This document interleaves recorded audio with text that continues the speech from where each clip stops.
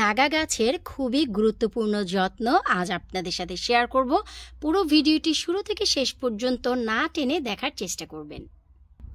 Hello everyone, আসসালামু আলাইকুম। কেমন আছেন আপনারা সবাই? আলহামদুলিল্লাহ, আমি তো অনেক ভালো আছি। আশা রাখছি আপনারা সবাই ভালো আছেন। থাম্বনেলটি দেখে নিশ্চয়ই বুঝে গেছেন আজকে ভিডিওর বিষয়বস্তু হচ্ছে নাগা গাছের যত্ন।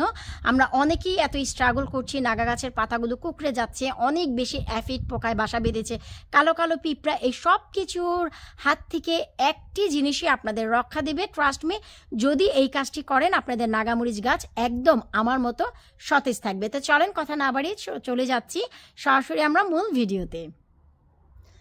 সবার শুরুতেই চলুন আমরা দেখে নিচ্ছি যে আমার নাগা মরিচ গাছটির কি অবস্থা। আলহামদুলিল্লাহ, আপনারা যে দেখেছিলেন আমার 2024-এ নতুন করে আমি একটি নাগার চারা করেছি, আর সেটি হচ্ছে এটা। আলহামদুলিল্লাহ, এই হচ্ছে নাগা মরিচের জাত। এটা হচ্ছে একটু লম্বাটে, আমাদের একদম দেশীয় যে নাগা বোম্বাই মরিচ, সেটা আসলে আমরা বোম্বাই মরিচ বলে অভ্যস্ত, নাগা পরে শিখেছি আসলে। কিন্তু এই হচ্ছে রে ভাই আমার নাগা। তো চলেন যে আমরা শুধু একটু দেখে নিচ্ছি যে আমার নাগা গাছে কেমন নাগা এসেছে। এই যে দেখেন বোম্বাই মরিচ আনাচে কানাচে, আপনারা যেখান দিয়ে তাকাবেন এই যে দেখেন এখন কিন্তু বোম্বাই মরিচগুলো দেখা যাচ্ছে যে বের হচ্ছে। এই যে দেখেন সামনে পেছনে সব জায়গায় দেখেন খুব চমৎকারভাবে বোম্বাই মরিচ বের হচ্ছে। আমি তো অনেক খুশি, কারণ এবছর কিন্তু আমার এই একটি আমি নাগা মরিচ করেছি। এই যে দেখেন আমি কিন্তু একটি বোম্বাই মরিচের চারা করেছি। সো এইখান থেকেও দেখেন এই যে সেই যে অনেক অনেক বেশি আপনার বোম্বাই মরিচ, এই যে দেখেন খুব বেশি। সো চলেন আমরা এই মরিচ গাছটি দেখার পর এখন হচ্ছে আমরা এই মরিচ গাছের যত্ন করব। আমাদের মরিচ গাছে পাতা কুঁকড়ে যাওয়া এবং কালো কালো পিঁপড়া, অ্যাফিড পোকা এগুলি হয় একদমই স্বাভাবিক। আলহামদুলিল্লাহ আমার পাতায় এখনো বসেনি, কারণ আমি স্পেশাল ম্যাজিক জিনিস ব্যবহার করি। চলেন আজকে আপনাদের সাথে সেটা শেয়ার করি। আর সেটা কি, সেটা হচ্ছে আর কিছুই না, আমাদের ঘরোয়া পদ্ধতিতে যা আমরা এভরিডে ব্যবহার করি, আর তা হচ্ছে এই যে রসুনের খোস।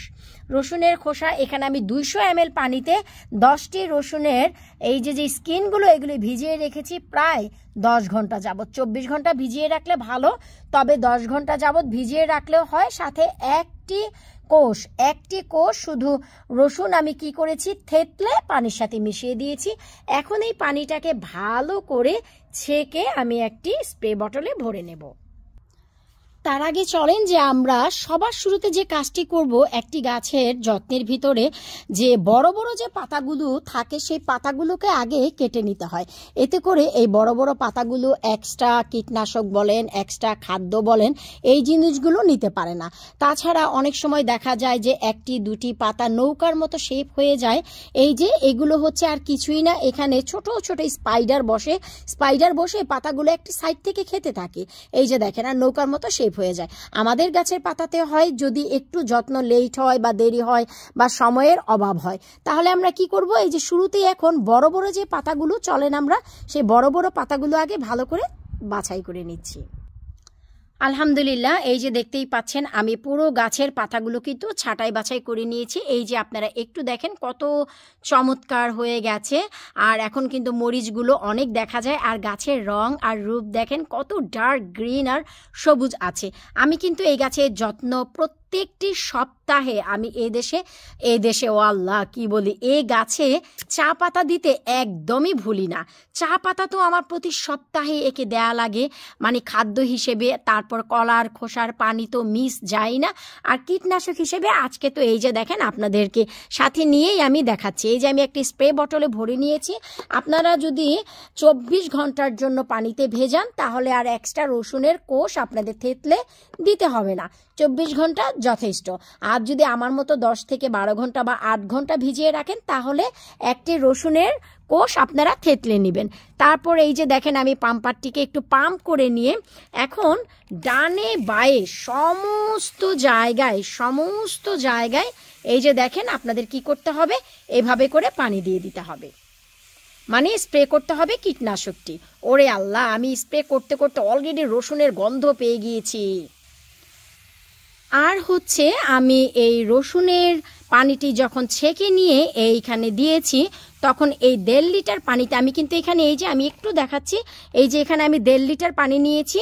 আপনাদের মনে রাখতে হবে যে 200 ml পানিতে আপনারা ভিজিয়ে রাখবেন, তারপর 1.5 লিটার পানির সাথে সেই পানিটি মিশাতে হবে। আর এই 1.5 লিটারে আমি 5 ফোঁটা বারবার বলছি 5 ফোঁটা আমি লেবুর রস দিয়েছি। এতে করে আমাদের থিওবিটের কাজ করবে। থিওবিট কিন্তু অনেক ডেঞ্জারাস একটি কীটনাশক, আমাদের বাংলাদেশে কৃষকরা কাজে লাগায়। তো আমি সেই থিওবিট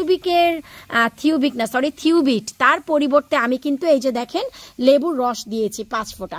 এই যে এখন প্রত্যেকটি গাছের এখানে সেখানে খুবই ভালো করে এই যে আমি স্প্রে করে দিচ্ছি। চেষ্টা করবেন পাতার নিচ দিক থেকেও দিতে, এমনকি নাগামরিচের গায়েও যেন পানিটি লাগে।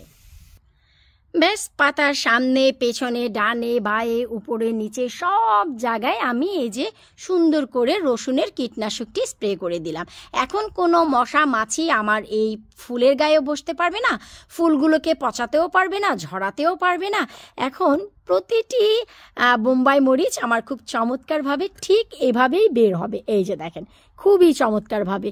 তো আশা রাখছি যে আপনারাও ঠিক এই কাজটি করবেন আপনাদের নাগামরিচের যত্নের ভিতর। এভাবে যদি যত্ন করেন আমি এইটুকু গ্যারান্টি দিচ্ছি আপনাদের নাগামরিচ গাছে কখনোই কোনো পোকামাকড় বসবে না। কালো পিঁপড়া বলেন, অ্যাফিড পোকা বলেন, সব কিছুর হাত থেকে আপনারা বেঁচে যাবেন, যেমন কি আমার গাছটি বেঁচে গেছে। সো আশা রাখছি আজকের এই ভিডিও আপনাদের ভালো লেগেছে। কার কেমন লাগলো ভিডিও নিচে কমেন্ট করে জানাবেন। যদি নতুন করে কিছু জানার ইচ্ছে থাকে অবশ্যই প্রশ্ন করবেন, ভিডিওর নিচে অবশ্যই উত্তর দেওয়ার চেষ্টা করবো। বিদায় নিচ্ছে আজকের মতো, পরবর্তী ভিডিও দেখার আমন্ত্রণ জানিয়ে আল্লাহ হাফিজ।